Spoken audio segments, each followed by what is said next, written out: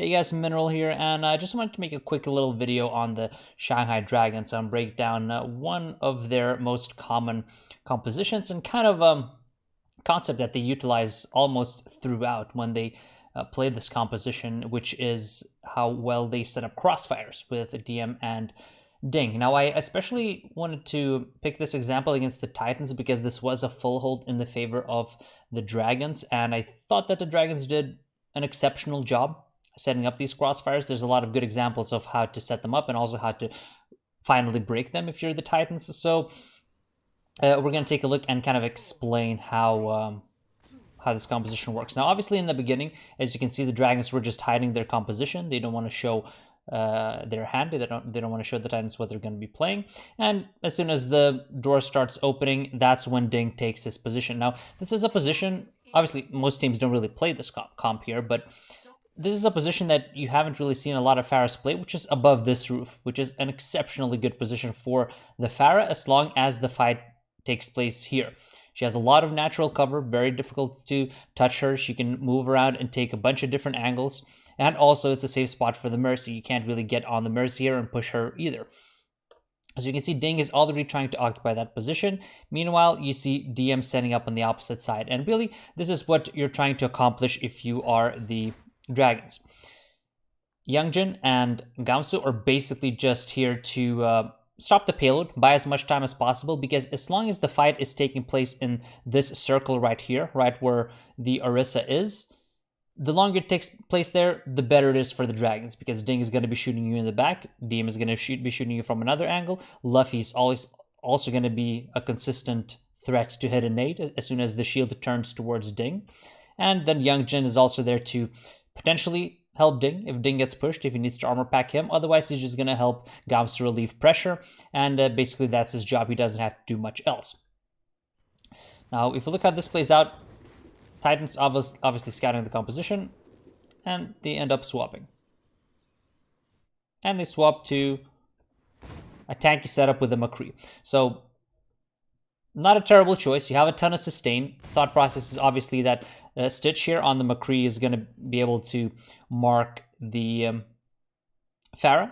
But as I said, if you look at this position that Ding has taken, very safe for him to just keep peeking here and taking pot shots without really exposing himself. Also, McCree, not really optimal into the Widow. You're going to be very limited in the positions that you can play. As long as Diem is occupying this angle over here, you pretty much have to hug corners either on this side if you're Stitch or on this side. You can't really expose yourself in main.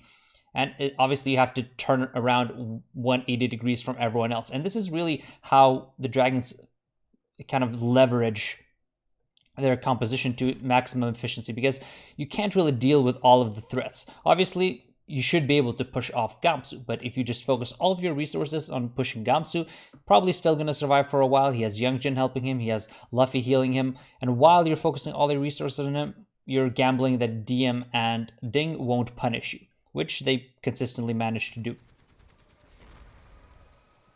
And you can see here, if we just look at Stitch's perspective, hits one shot, Ding is out of the way. Now he turns around to pressure main. As soon as he does that, Ding is raining in damage again.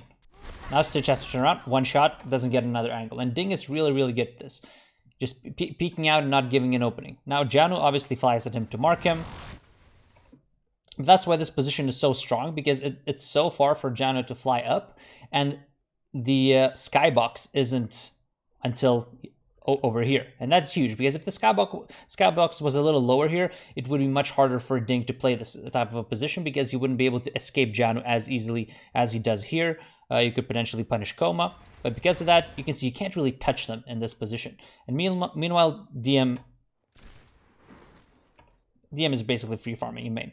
So now eventually the Titans are pushing main, but you can see how they're splitting all their resources, because Janu just had to mark Ding, but now he's on the opposite side of the map. You can see Stitch, who obviously is very limited in the positions he can take. Again, he probably wants to take an angle here, but he can't really consistently get an angle and catch Ding off guard until the fight isn't taking place in this area anymore. So you don't really have enough resources to even push these guys main, because most of the the team members, the damage is just so split across the board. You have the immortality field that's already been forced out, so you really don't want to be fighting here if you are the Vancouver Titans. You can see Diem completely uncontested, and Ding completely uncontested. So really focusing on Gamsu here isn't really the right bet. The way you want to break this, if you're the Titans, is to make sure that the fight doesn't take place here, right? Because if you look at the setup, you essentially have a 180-degree crossfire between Ding and Diem.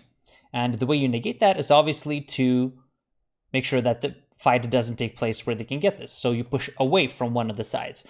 And one common way to do that is obviously if you push over here, because then you don't have the option to take that angle anymore. Obviously, Diem could potentially go up into this position, but it's a little bit riskier because he would be closer to the tanks. The tanks could come out of this angle and potentially pressure him away. Much harder to find a good position for Diem, and also harder for Ding because the fight isn't taking place in an open area. So just by going into this house, you could force a rotation and immediately disrupt this setup by the Dragons. But as long as this setup is in place, very, very difficult for you to do anything. You can see that. And now Gamsu is actually pushing towards their spawn. And again, his job is just to keep the fight here for as long as possible. He doesn't care if he dies necessarily, as long as Dragons win the fight, he can still get rezzed. So he's pushing away from Bumper here. And Diem obviously has a great angle. You can also push potentially Youngjin here. But everyone commits to Gamsu again. And like we talked about, Luffy sneaks in a nade. So when this nade doesn't get eaten and it hits multiple people, you can see it hits Slime, Stitch, and Bumper. Relieves a ton of pressure here. And all this time, you can see Ding is still free. We know Diem is free in main. And Ding is free from this angle. Diem gets another pick, and no progress is made by the Titans. Now for this next push is when the Titans finally make the adjustment. They realize that they cannot take the fight here. They will bleed out much faster than they can kill Gamsu. Because the fight is taking place in an area where you have the 180-degree crossfire, and it's also taking place where Ding can consistently pump out damage, which is out in the open. And you can see Titans finally making that adjustment. They go inside the house. You can see how it's more difficult for the Dragons to position immediately. Now the 180-degree crossfire is broken. Again, Diem, very risky to go here because you can easily get isolated against the Diva. If you go this way, well, you don't really have anywhere else to kite. You're basically stuck here. But potentially that's something you could try to accomplish here if you're the Dragons. Try and put Gamsu maybe on this side. Maybe put Diem further away here. Maybe put Ding on this side and still kind of maintain that crossfire. That would potentially be a solution, but it's still much less optimal than what they had before. But they don't actually do that. They get stuck on this side. So regardless of whether Diem would take this position or here, now he's isolated himself, he's stuck, and even you don't even have to send a Diva after him. Stitch can basically snuff out Diem here on his own, which he does. They even commit the Moira ultimate for him. And now the fight is kind of over. Now you've broken up the crossfire. You have fewer threats to think about. You can keep the entirety of the Dragons in front of you, right? If you can see. Very, very clear line that they're controlling, and you've snuffed it out. So it took the Titans 2 extra pushes to adjust to that. And it's just a setup that maybe most teams haven't really said. Like I said, most teams don't actually defend with the Pharaoh here, except for the Dragons. And this type of a position is just extremely, extremely oppressive in the favor of the Pharaoh.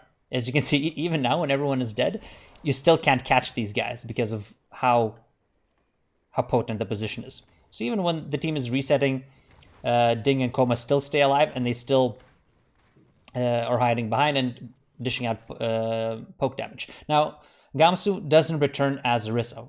The reason he doesn't return as Orisa is because he won't be able to set up in the same way necessarily. He won't be able to really put down a shield without getting run over. He doesn't have a double shield. It's going to be more difficult to retake with the Orisa. So instead he goes for ball. And now it's up to Youngjin, who is on the brig, to essentially be the one who's going to relieve a lot of pressure on the point. Obviously, Gamsu is going to be around the point, is going to be slamming there, he's going to be pulling out resources, but to prevent the point from pushing, Youngjin is going to be sort of the anchor on the point. That's his role in this composition.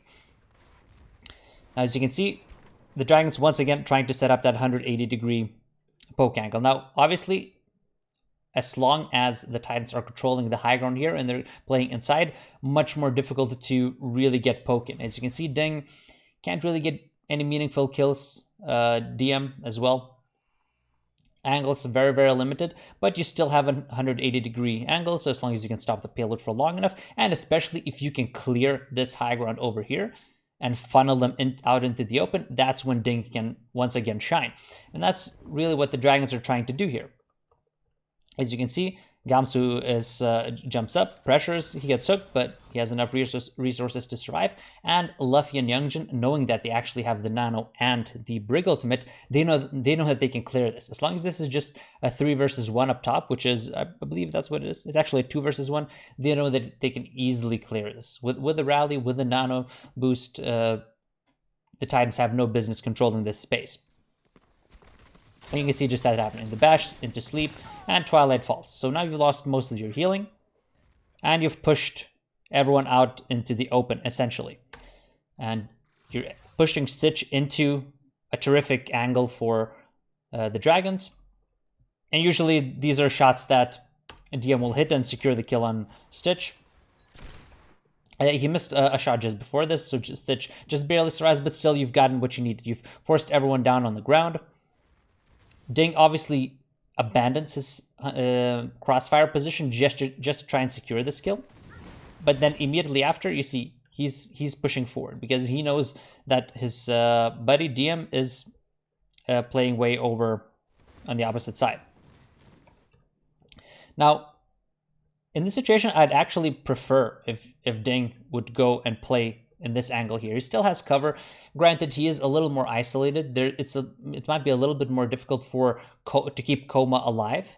But I still think as long as you're controlling the high ground, this would probably be a better position simply because of the crossfire. Again, the 180-degree crossfire you get with Diem.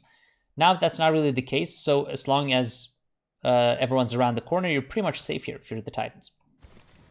You can see Coma actually starts moving towards in that direction. But Ding stays to play more defensive. Now, the reason for this, maybe Ding just wants to play this angle because it's a nice little area to drop with a barrage, but I still think you can kind of accomplish that here as well. Simply because Youngjin and Luffy, they're both on the high ground, so they could potentially give you resources here as well. You can get hit by the Nano, Youngjin can still armor you. But the Dragons simply just find Stitch and they push him out. You can see Ding a lot more aggressive, keeping the pressure up. And now is when the Dragons run into a little bit of trouble because Diem and Ding are a little too close to each other. So if you look at their angles here, Diem essentially has this angle, not great, can't get a lot of people, can't really get an off angle. Ding is also essentially playing here, so both of them can really only shoot a target that is coming out of spawn here. Now, the reason for this is probably because they didn't actually expect Titans to commit ultimates here, because as you can see, Stitch is actually in spawn. So presumably Diem just wanted, rather than holding a crossfire position here, he probably just wanted to push up and see if he could get a couple of staggers, because they must have expected the Titans to just stay back and wait for their spawner. And obviously, if you push up forward, you get another angle. You can maybe get a stagger. But the Titans actually commit, and they go for a shatter on Gamsu. Ding, obviously barraged, but it was diffused since Slime beat it, and you also had Janu matrixing. And because of this right now, it benefits the Titans a little bit more, simply because you've initiated the fight when the crossfire isn't really in place. So even though Diem gets some angles here. These aren't terrific angles, right? Like ideally you would want to Diem somewhere around here and then ding over here, and then it would be so much more difficult to deal with.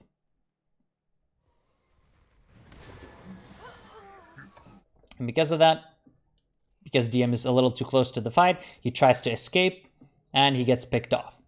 Absolutely not an issue if he's playing over here, and you can see the angles that he would potentially have, because you just want to fight out in the open. Youngjin and Gamsu can buy time on the point, but good little initiation here by the Titans to spot the opening. 30 seconds remaining.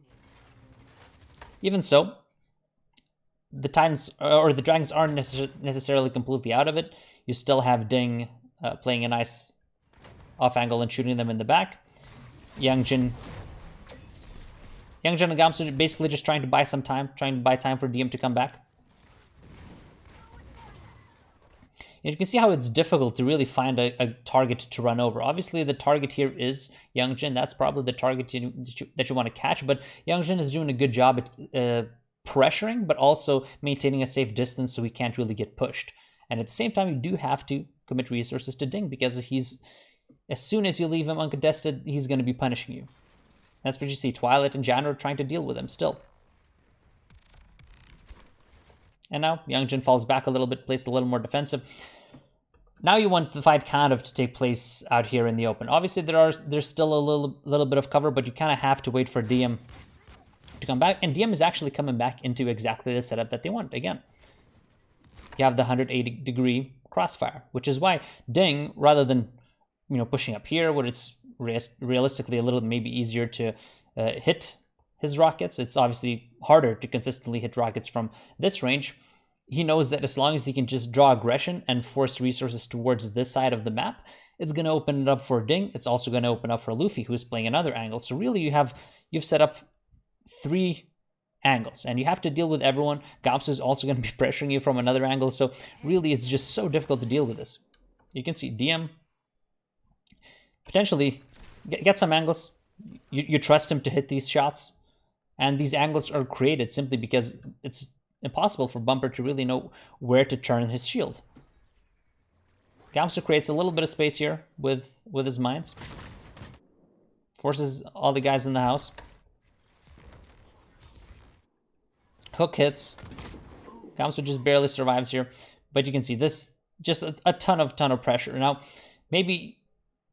And then really, like, this is as good as it gets. It's not a 180-degree crossfire anymore. Obviously, Diem, because people can still hide sort of under him and in house. It's not the best, but it's still a very strong angle. As you can see, he can easily kill Hoxel here. Could easily hit Twilight here. Almost does, right? So you've given Diem so many opportunities here to carry the fight for you just because of the setup. And as we talked about, when Gamsu is too low and he has to fall back and wait for his cooldowns, that's when Youngjin is relied upon to relieve pressure. Which is why, even though Janu is doing a pretty good job marking Ding and taking him out of the fight, you're splitting your resources and you're not killing Youngjin fast enough. Stitch obviously is trying to push Luffy here, trying to pressure him out of the fight, so he's not... So you see, he's not basically free farming and able to hit free nades. And then Youngjin is also using the mines here very well to his advantage. So you can see how you're splitting the Titans' death wall composition apart through this setup. And now Youngjin finally dies when everyone starts focusing him. But at the same time, Diem also DMX Janu while all of this happens. So yes, you've lost Youngjin, but Youngjin bought enough time for you so that Gamsu has his cooldowns again and can continue relieving pressure. And you've essentially traded Youngjin for a mech and essentially a pretty bad bomb by Janu. He has to bomb to remech. And obviously when Janu is demech, that opens up for Ding to carry the fight. Misses the conk here, which is a bit of a bummer, because if he could have conked off of this balcony and positioned himself here, safe, away from the bomb explosion, he could have probably killed all of these guys with his barrage.